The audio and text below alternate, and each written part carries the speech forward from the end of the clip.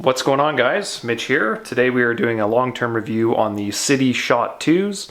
Now, if you recall, I did a initial unboxing on these guys a little while ago, and I just kind of wanted to talk about my feedback on them after having spent multiple thousands of kilometers on them, primarily indoors, but with a little bit of outdoors, and with a nice new set of cleats on them. I figured I'd polish them up and give you my thoughts.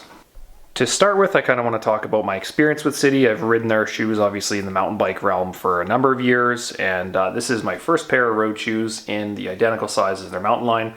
I will say the first impression was that they did feel a little bit wider in the top of the forefoot here.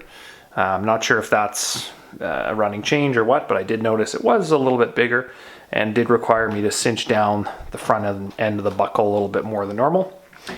In terms of the Sidi, whatever you call the Ratchet System here, you know, it works very well. I would even argue it works better than BOA. It seems to be a little more strong and resilient. Spare parts are readily available, and the range at which it can cinch things down, to me anyway, I like them a little bit more than BOA that are on my physiques that I've been running as well in the same timeline. No issues on wear or anything like that. They've been solid. I do like the feel of the click down on the buckles themselves, and the release is always feeling good. And then on the bottom here, this is where we do a lot of the releasing of the full tension point. I've always felt that it just feels a lot more solid than BOA, but that's also my opinion, just how I feel. This adjustable heel, for me anyway, has been really great. Once I got it, I actually had to cinch it down just a little bit, not a ton. It hasn't been used ever since. So if you are considering a model with this, yes, it is adjustable, but can you get away with not having it? For sure. Something that I would have liked to see in the heel of the shoe is on the inside here. Hopefully the camera will pick it up. I would like to see, you know what, I'll set it up so you can see a little better. On the inside of the heel here, I'd like to see a fabric that kind of holds your heel down a little bit. More of a directional fabric, but also, once again, not a game changer. Now, if we look at the sole, it's been awesome.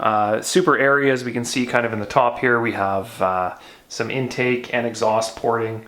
Like I said, a lot of the mileage I've done on these have been in the trainer itself, so not a lot of wear on the sole. As you can see, I've only gone through one set of cleats on them. And as you can see, brand new cleats for today, which look great. But super stiff sole. I love the fact that a lot of the parts are replaceable and repairable in the event that there is some damage. Now, one of the things that I do think this shoe could do without, right here we have a little Velcro piece, and what that's designed to do is it tucks the tongue in and holds it in place as you tighten it down. I find that when you take this shoe off, and you release the tension, it ends up pulling all the Velcro apart here, and I just don't really feel the need to have it there. It's just going to wear out over time and make a big mess. That's definitely something I don't feel needs to be there, but it is what it is.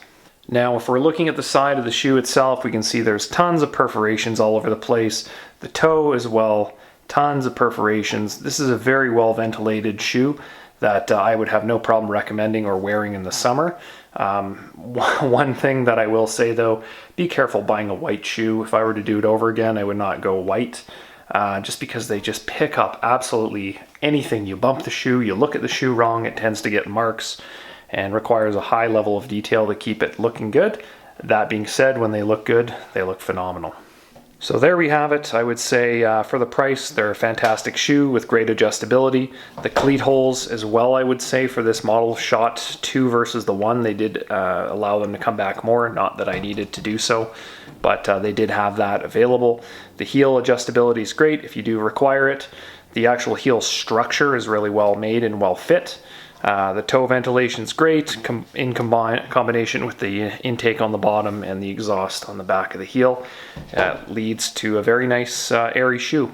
Really happy with them, other than that little Velcro on the inside of the tongue here on both sides. Not really needed. That would probably be one of the first things I'd take off if I could. But otherwise, it's definitely a high-performance summer road shoe that whoever's picking these guys up are going to absolutely love.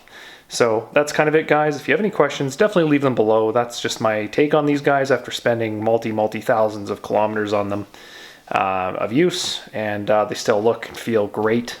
And I would even argue they fit and feel like new compared to some of the other physiques that I have, where you know, you put 5K on them and they definitely start feeling like not as tight fitting and just things wear out. Whereas these guys just still fit and feel like new, almost like a pair of ASOS bibs. So that's kind of it, guys. Any questions, let me know, and we'll chat later. Thanks.